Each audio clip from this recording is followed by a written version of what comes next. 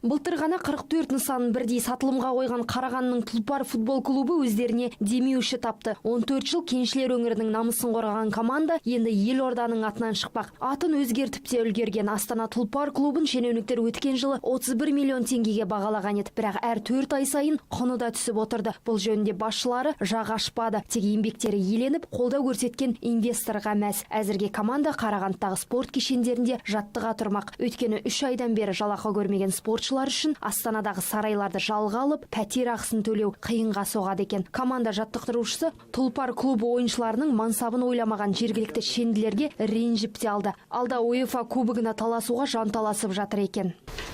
В итоге мы оказались Караганде не нужны.